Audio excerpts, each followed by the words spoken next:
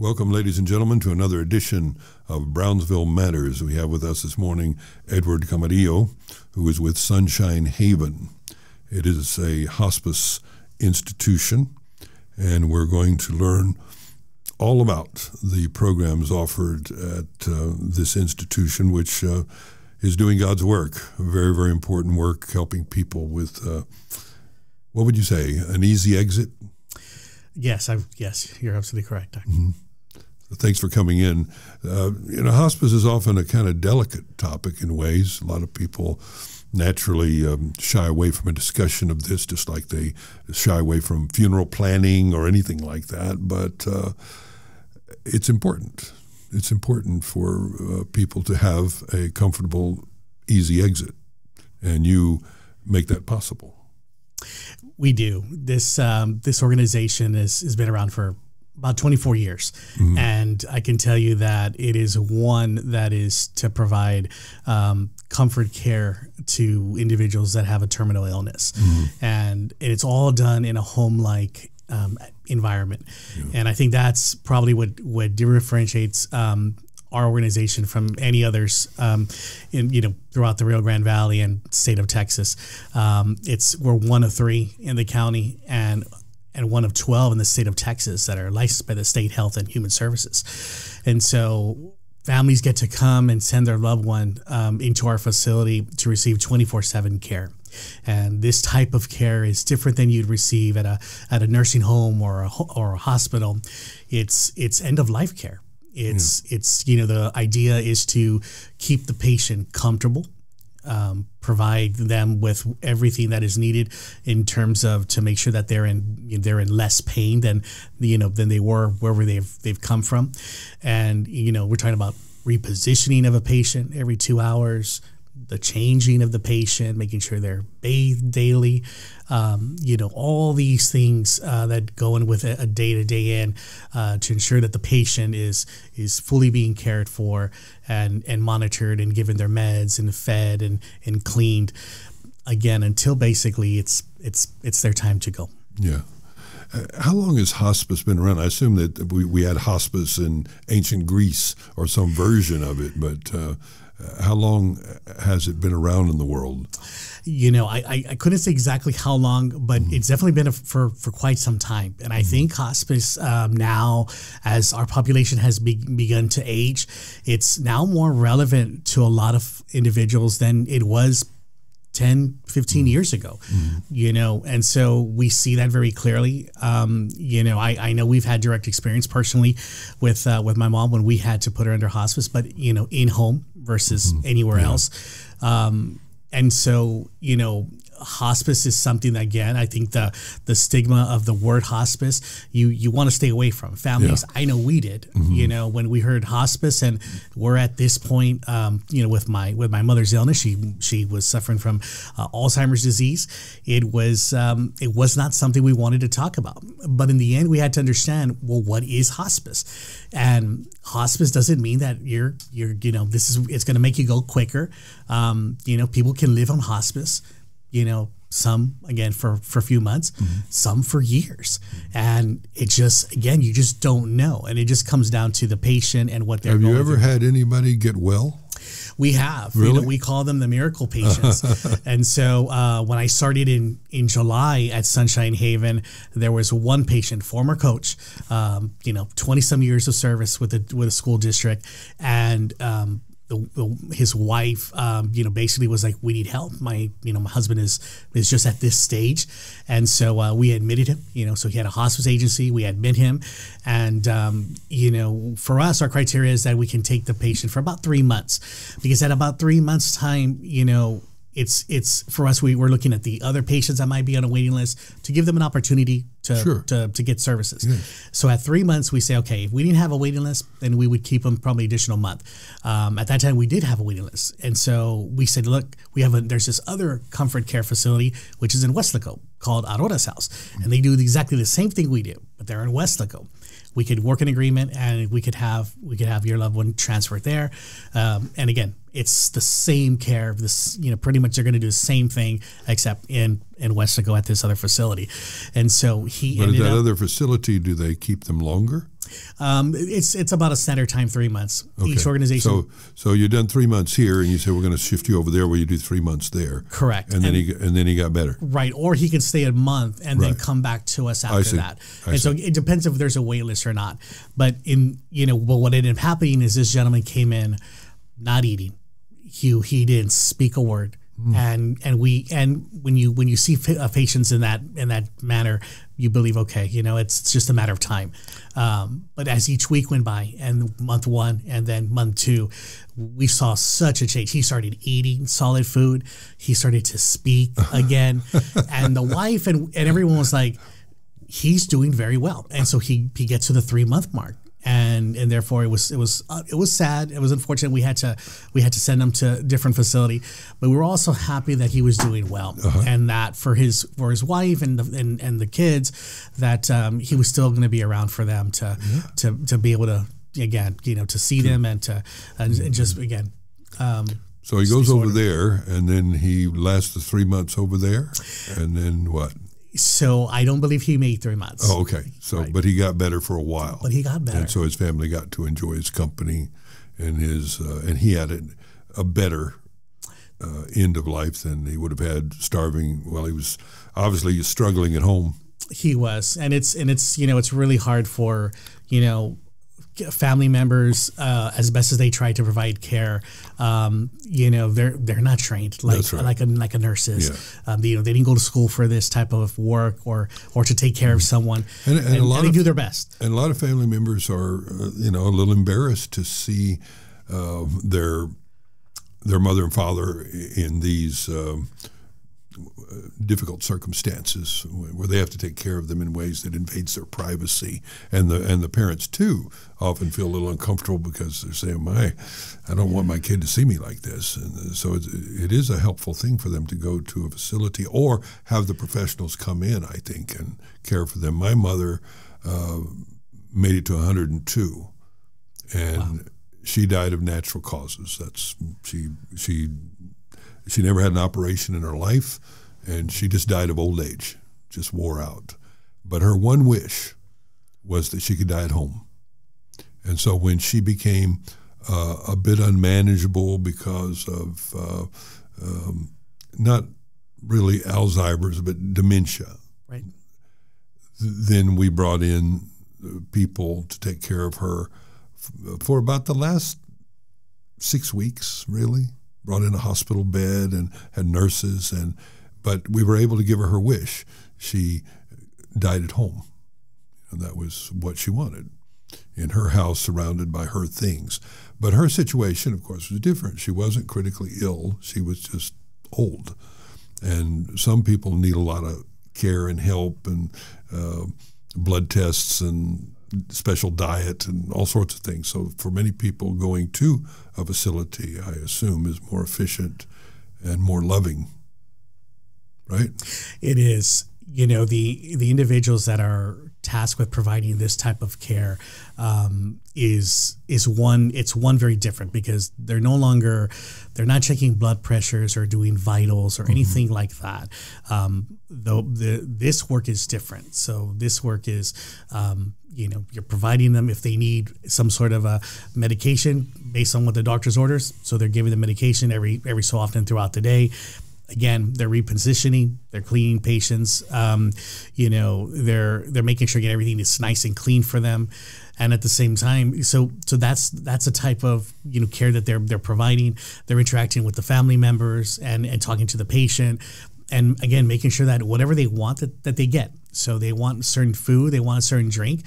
Well, we provide that to them, as best as we can, to ensure that again, there's no need that's kind of unmet when it comes to the patient. Again, at the room, again, it's nice and cool or warm. Everything is where it needs to be for the patient. During that state that they're currently in, and more so, I think also for the family members. So we said, when you come into Sunshine Haven, we're not just caring for your loved one, but first and foremost, but we're also caring for the family member. And so the things that are provided at Sunshine Haven for a family member, for example, is they want to spend the night with their loved one. Sure, they can. A lot of people do. So we accommodate that. We have a chapel for them to pray, reflect, and just again have that a quiet time for themselves. We have living room, dining room, kitchen. They want to make their food. They want to bring their food. They want to bring the family together and eat dinner, lunch, breakfast. They can't. We have an outdoor patio. You have priests and ministers that come in with some frequency for people who want them? The chaplains come in from the agencies, and so they'll come in, every so often to visit, speak with the family, and be there with the patient. A lot of family members do contact their local priest to come in, whether that's to provide the last rites or just, again, to pray with them as a group. Those that are close to their pastors, we've seen that. We've seen them come in. And so we definitely welcome them all to come and spend that time with families and the loved one. One of the things I've always enjoyed has been reading the kind of memoirs of hospice nurses or doctors, and so especially a list of things that they learn from people who are dying, and they kind of think about their lives and what they wished they had done. And two things always stick out for me in these lists. So one is that people don't wish they had made, more money or worked harder or worked longer hours or taken more difficult jobs. They wish they had spent more time with their family. That's one thing.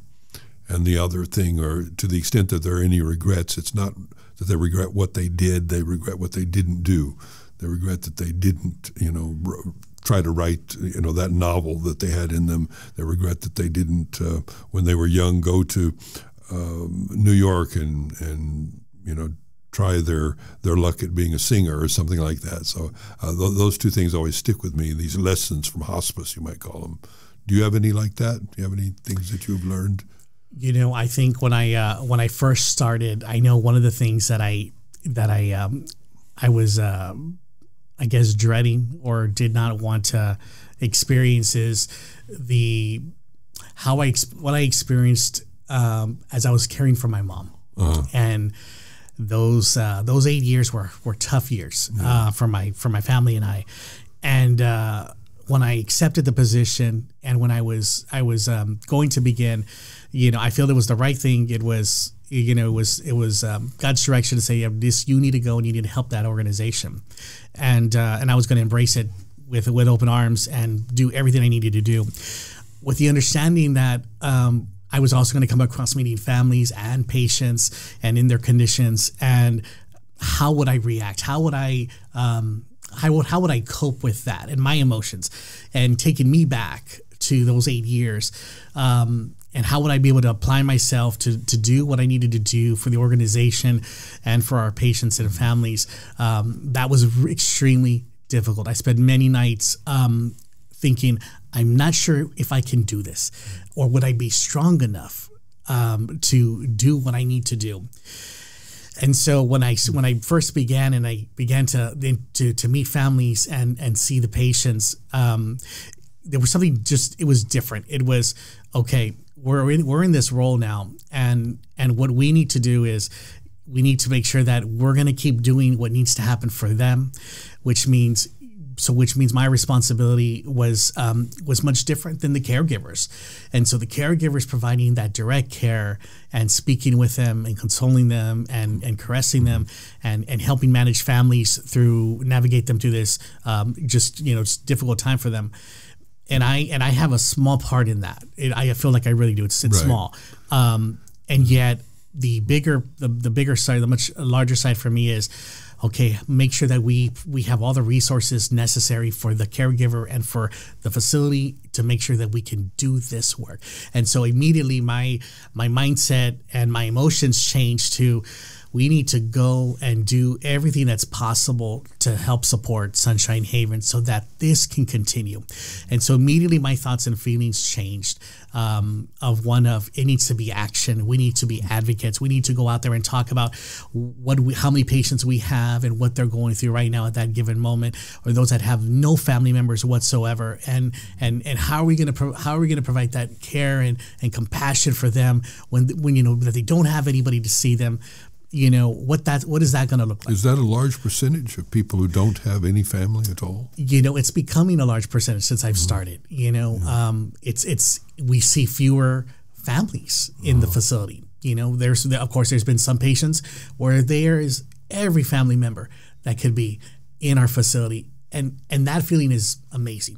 When I see the grandkids and the cousins and the uncles and that, generations and generations. Yes, it is a beautiful feeling, and you feel just so excited that they're there, because that's what you can tell that you can feel the love, and how much they're there to support their loved one, and yet again we're seeing more and more of those that don't have anyone, and if they did, and those that do have some, they don't come as often as we think most do, and so those are difficult situations to witness.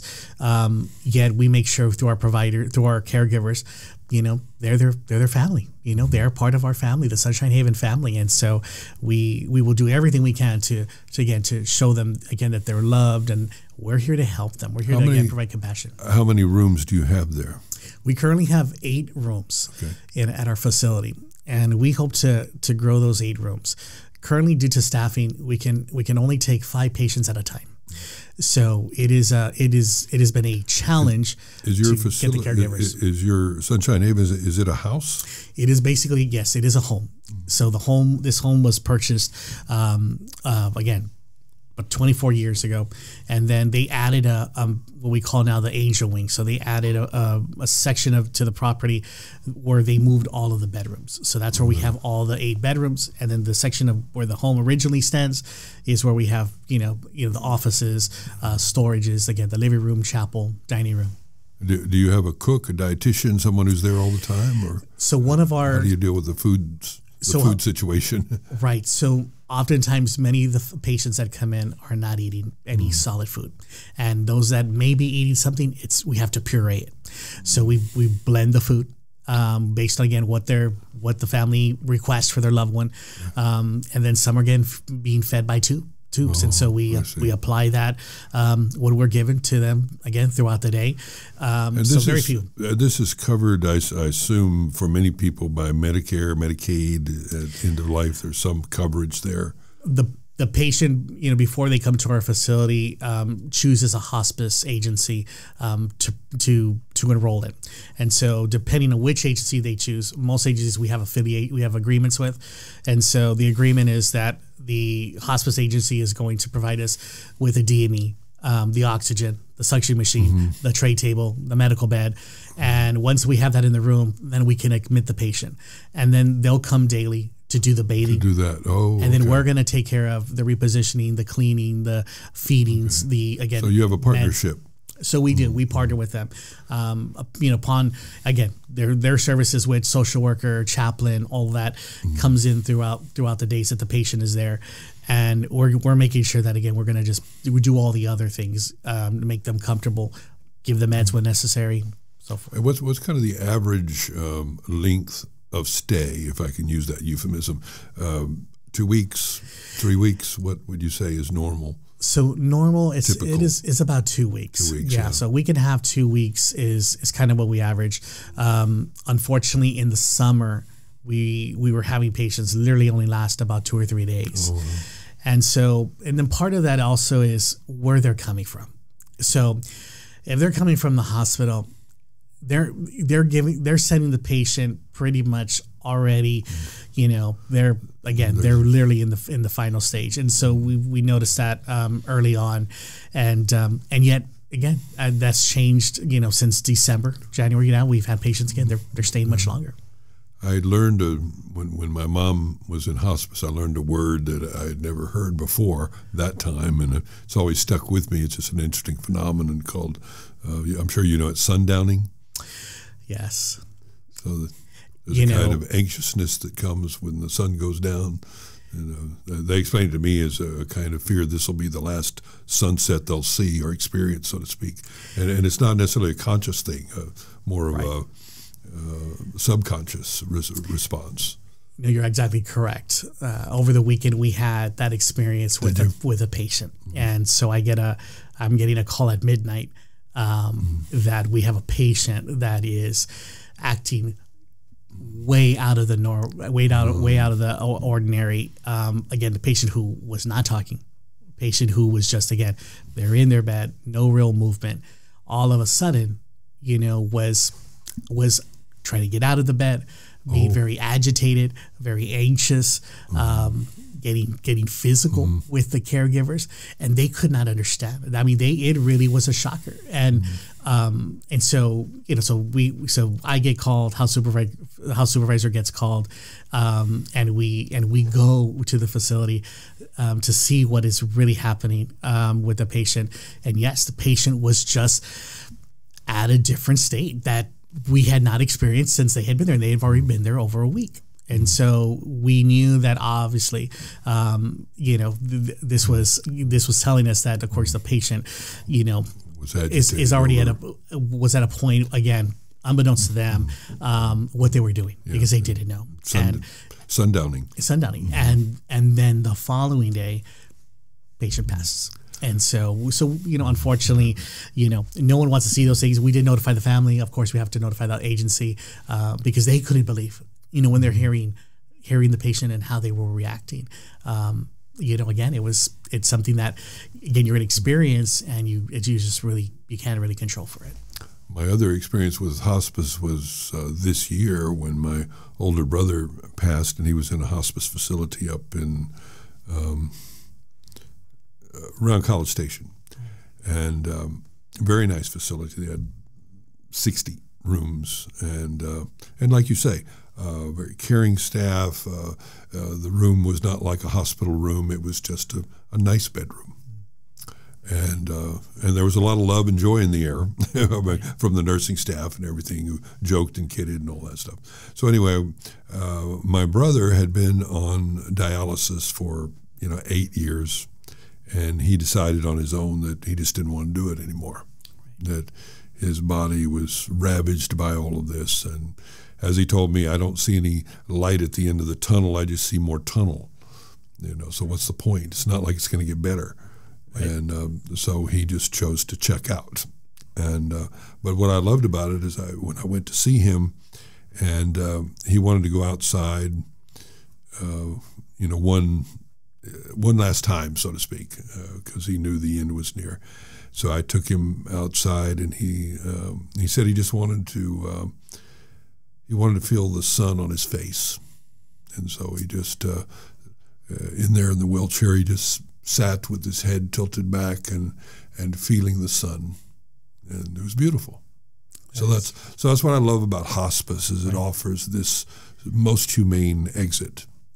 No, it sure does. This is, this is a place where I tell families, if you were worried about what you were doing or how they were really doing, I said, I can tell you in the short amount of time, you're going to see the difference in the care that's provided. Mm-hmm. And you're going to see it with your loved one. You're going to see how they react to being in our facility. And it's really, again, taking care of them, doing everything that's necessary to make sure that they're going to be fine and that they're comfortable. And again, whatever it is that's being requested by the patient, we basically try to provide it. And in hopes also that the loved one can just rest assured that they're in the right place. And we see that. And we hear from our families all the time, again, how they feel and see the level of care that they receive. And that it could be done elsewhere. It can be done at home, but you have to have the right people. And I can tell you, my staff, I don't joke about this, since I've started, I can't say there's been a time where there's been an issue amongst our staff. And I'm not sure what that is, if it's the environment, if it's, again, what the work and the service they're providing. But, there's no time for gossips. There's no time for bickering or any of these things, because it's about what they're doing at that given moment. And I see that change because I've never seen that anywhere else when it comes to working with other staff and, of course, different settings, different environments.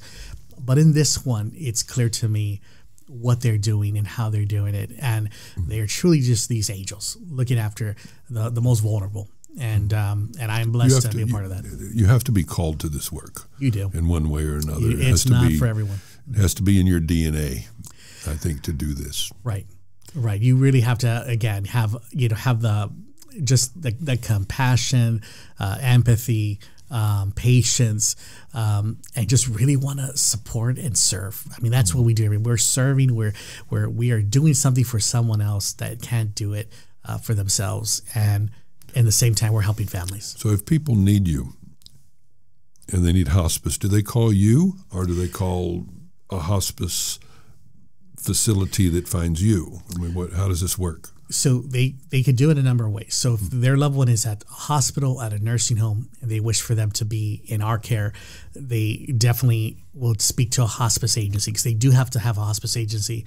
And that hospice, and they tell the hospice agency, I want my loved one to go to Sunshine Haven. Okay. That agency automatically will then start contacting us. See if you have room. Make sure we have room, or get them on the wait list. And then we begin to prepare getting their files, their records. And we make sure that they're a candidate for hospice in our services.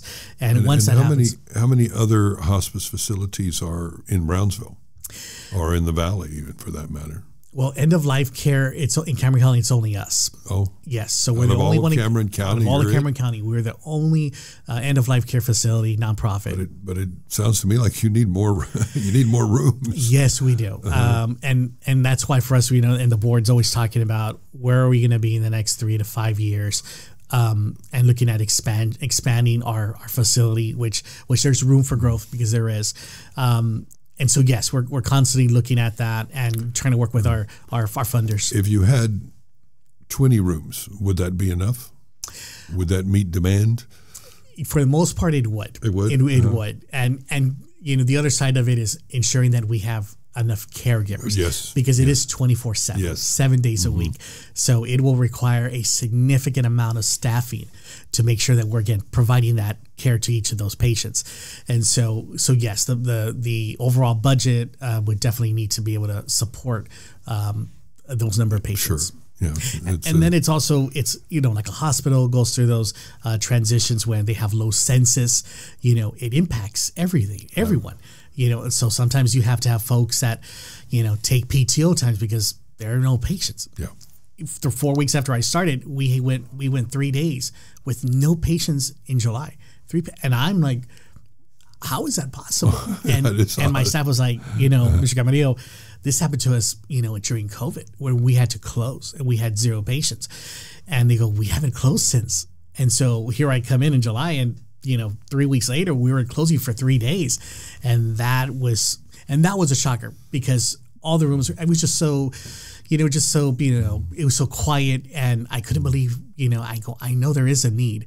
And it goes back to, again, many more folks and families need to know Sunshine Haven is available.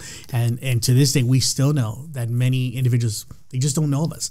But what about the cultural issue? I know a lot of Hispanic families feel that it is their responsibility as a family to care for their grandfather until he exits, and to hand him over to somebody else is a dereliction of cultural duty, even though it's better for many people. They get better care. Right. So we've seen many families where we're about to admit them to come to our facility, and then one of the family members says, absolutely not. Yeah. And I'm sorry, we're going to keep them at home. Okay. And we're like, okay, we respect the decision. If you change your mind, just know that we have everything ready. The bed, everything is ready for them to come and come and but you can still go to their home, right? You can still provide in-home care. Yes. So the agency at that time will still be at their home. Yeah. So they're going to see them at home and provide that care. And yes, and we understand that part. We definitely, again, will assist families as best as possible. But we do realize that for many of them, it's so much harder. And so there's a number of families that, okay, we're still making that decision. Well, for instance, the patient you were talking about that got extremely agitated, trying to get out of bed, some families can't handle that. The person is strong or stronger than they expect, and they act out and they hurt people. They don't intend to, of course, but that's why sometimes they're better off in a facility for their own good. Correct, and that's why we always say that it's so difficult to be able to. If you have really just no experience on caregiving or again any of this, then yes, you definitely want help, and there is help, and it's free. Yeah. So the patient doesn't pay anything, the family doesn't pay anything, and so it's not a question of can I do this? No, you can, and know that again that we're going to take care of all those things that abnormalities that come with, again, this caregiving aspect of folks, again, in the best way possible. Again, that protects them and protects our caregivers. Okay, so how do we reach you? What's your phone number where we can call Edward Camarillo and talk about this? So our number is 956-350-8400. Okay, say it again. Our number is 956-350-8400. And they get you directly through that number? They're going to reach our caregivers, our house But they supervisor. can reach you. Yes. Because you're very knowledgeable, so a lot of people may want to just talk to you a bit about the options, right? Yes. So our line 1 goes directly to the caregivers, and then the line 2 goes directly to me. Okay. And yes, I will walk them through the process.